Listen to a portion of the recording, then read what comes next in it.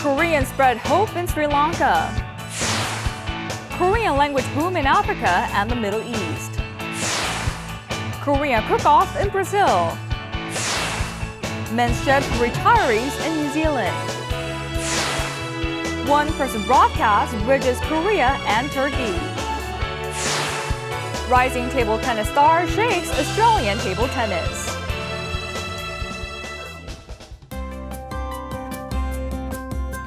Hello, welcome to Going Global. I'm your host, SriLanka. There are many bewildering events in our world. A photo of a boy with a wedge-tailed eagle latched onto his head has made the rounds on social media. The picture was taken at Alice Springs Desert Park in Australia, and the park was created to educate people about nature and the desert ecosystem. In the photo, the eagle looks like it is using its talons to attack the boy. Fortunately, the boy suffered from very light injuries, which were treated by first aid officials immediately after the incident. These bewildering events can happen to anyone, so be on the lookout. And now, let's turn to our first story of the day. Torrential downpours in Sri Lanka in the Indian Ocean have displaced more than 200,000 people. Korean expatriates have reached out to help them. Let's take a closer look. A special group of people have arrived at a village hit by flooding. They pick up trash and restore damaged roads. They also wash clothes for the displaced residents. They are all Korean expatriates helping out in the village. 저희 한인들이 이 마을 주민들에게 희망과 용기를 주고 위로를 주고 싶은 마음으로 저희들이 오늘 참여하게 됐습니다. This is Caduela, a suburb located about an hour away from the capital, Colombo. There is a village here that was ruined by flooding in May of this year. The homeless residents are struggling to make ends meet every day. The majority of the village was made up of unlicensed shacks. Subsequently, the government is unable to calculate damages or conduct relief activities. Only donations and volunteer work give the locals the much-needed help. මට දැන් බබෙක් හම්බෙන්න ඉන්නේ මේ ගම් වතුර හන්දම ගොඩාක් දැන් රස්නෙන් වෙලා ඉන්නේ මේ ඉන්න කොරියන් අය තමයි අපිට දැන් මේ සහයෝගය දුන්නේ ඒ අයට අපි බොහොම ස්තුතිවන්ත වෙනවා. 이런 작은 선물이나마 힘을 얻었으면 좋겠습니다. The Korean Association plans to expand volunteer efforts to other parts of Sri Lanka.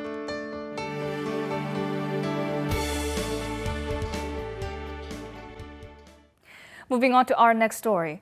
Hallyu in Africa and the Middle East is now taking on a new form after Korean dramas and K-pop took the regions by storm, the Korean language. One university in Egypt held a Korean speech contest, bringing in contestants from as far as Kenya. Let's find out more. A woman wearing a hijab is on stage.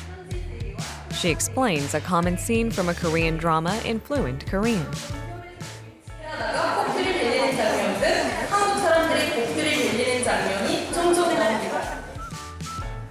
Some people sing their favorite K-pop songs.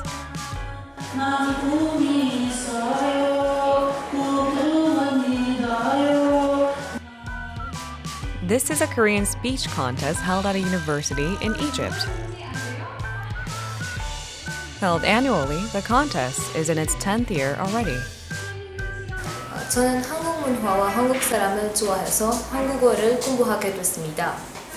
저는 이만 하기 대회에 참여하면 제 한국어 실력을 향상시킬 수 있어서 이집트에 와서 이만 하기 대회에 참여했습니다. This year, contestants came from not only Egypt but also Kenya, Jordan, and other nations in Africa and the Middle East. 일단 인정받았다는 느낌이 들고 앞으로 더 공부하고 싶고 더 잘하고 싶습니다. Until recently, Hallyu in Africa and the Middle East came in the form of K-pop and K-dramas, and now there is a growing interest in the Korean language. The number of people applying for Korean language classes at the King Sejong Institute in Egypt this year exceeded the total number of available seats by 7 times. Not only are more people showing interest in Korean culture, but more job seekers are also learning the Korean language for better prospects. 대학원에도 많이 진학을 하고 있고 또한 한국 회사를 통해서 한국 문화를 이 땅에 뿌리내리는 그런 그 천병의 역할을 하고 있습니다. Their love for the Korean language is writing a new chapter in the history of Hallyu in Africa and the Middle East.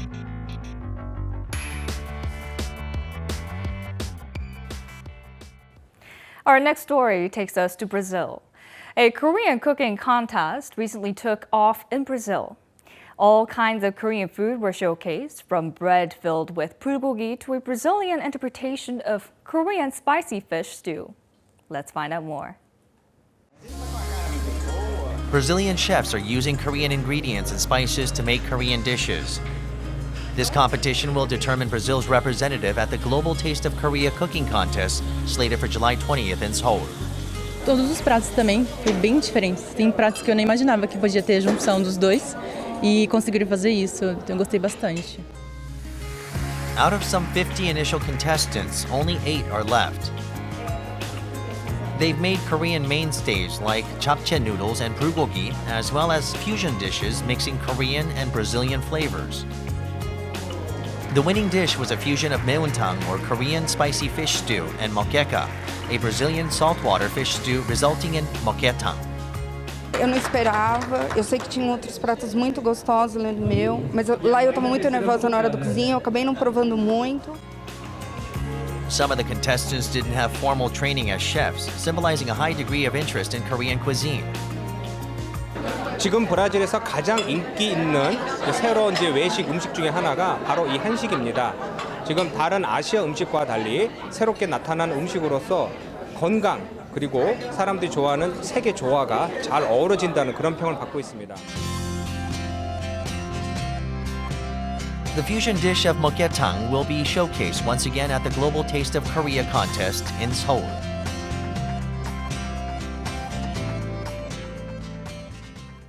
It's time to go to New Zealand for our next story. As life expectancies grow, so do worries about life after retirement. In New Zealand, retired men seek out this place to enjoy their hobbies and social lives. And where is it? Let's go and visit. Elderly men have gathered at this warehouse. They are busy sorting waste wood and iron from discarded furniture. Once they are done with this task, they move on to another one. Toys, we do repairs for them. Any playground equipment, we repair that. And whatever they need. That's what we're here for. This place is the Men's Shed, which opened its doors in 2013. It offers metalworking, electronic, and woodworking workshops. The shed carries equipment that individuals cannot easily obtain on their own, creating an ideal environment for making things. An annual membership costs roughly $65 and grants full access to the facilities. I was retired and I was looking for something to do, because after being at work for 50 years, then you say, well, I'm not going to work anymore. And I was looking through the paper, and there was an article about the men's shed, and I read it. There are about 50 men's sheds all over New Zealand. There's no age limit for membership, although most members are retirees who are above the age of 65. Well, it gives them somewhere to come to get away from the house. Somewhere like a lot of guys retire and they go into a smaller accommodation and they don't have their workshop and they've got nowhere to make things or fix things, so they can bring them in here and do it here. Today the members are inspecting a flower box they built for a library. The members build things not only as a hobby but also for the community. The guys from the men's shed, we asked them to come and help build us a community garden for a shared facility. So they came along, built us some garden beds and also the shed here. The guys made it easier for our project to happen so that we can collaborate with them, with the community and with our library users as well. For many men, retirement comes with loneliness and dejection. Men's Shed is helping them regain a sense of belonging and participate in society once again.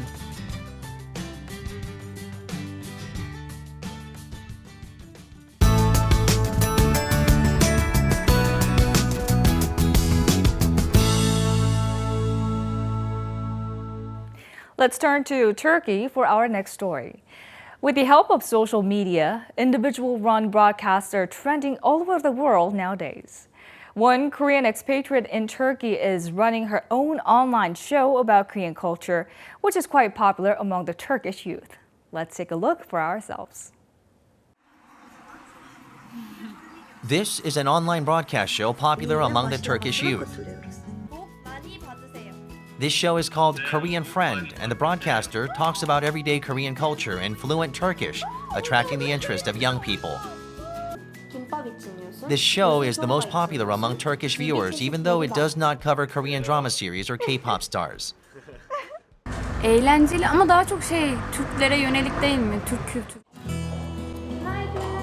The broadcaster is Lee Da-hee, and during the day, she works at a leading game developing company.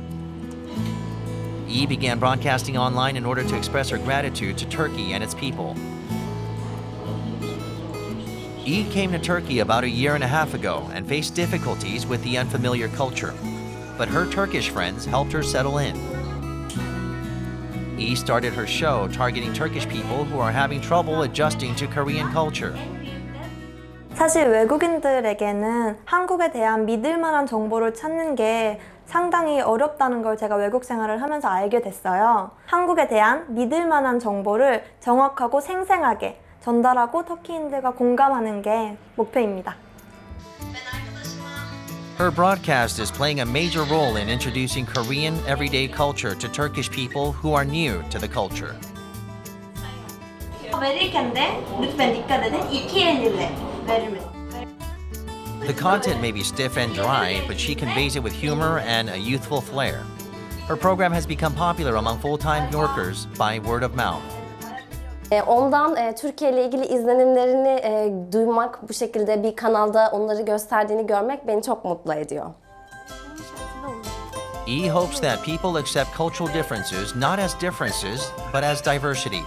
She is also working on a show that introduces Turkish culture to Koreans.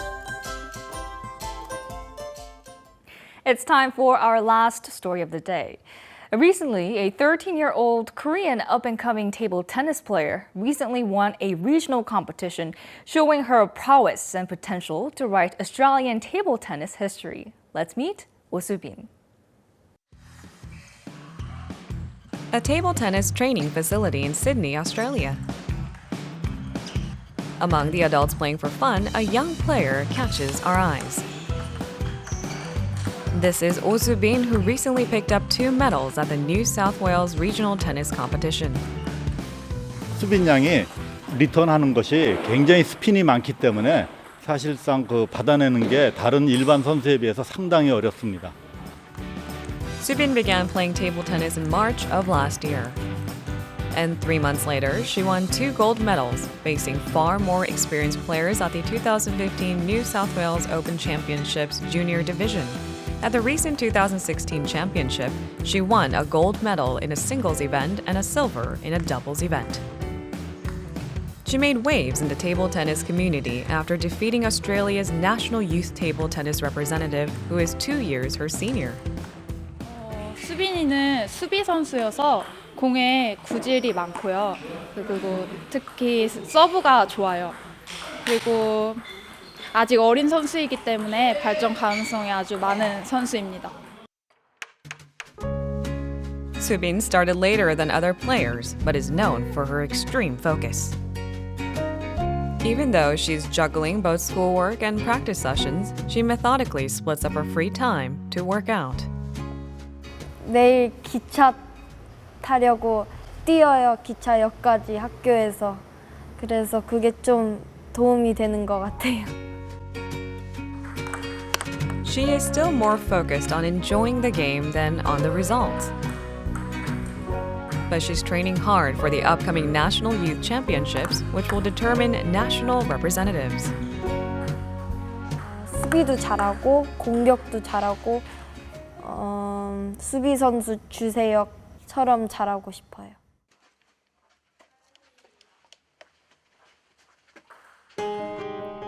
Subin pledges to earn Australia's first ever gold medal for table tennis at the 2018 Youth Olympics. It might not be long until she makes a lasting mark on the history of Australian table tennis. I hope you enjoyed today's stories and going global. What may be the most expensive meal in Singapore has made its rounds on the internet. This meal costs about $2 million for two, and it will be more accurate to call it an experience, as the $2 million include an 8-hour journey in air, sea, and land, and a diamond ring. The diners can enjoy a helicopter ride over Singapore, and then a chauffeur-driven Rolls-Royce drive. The meal is made up of 18 courses and includes vintage wines and champagnes. So, who will take this luxury package? Well, whoever they are, we will probably hear about them as well. Now, Going Global will be back next week with more exciting and interesting stories from all around the world. Thank you for watching.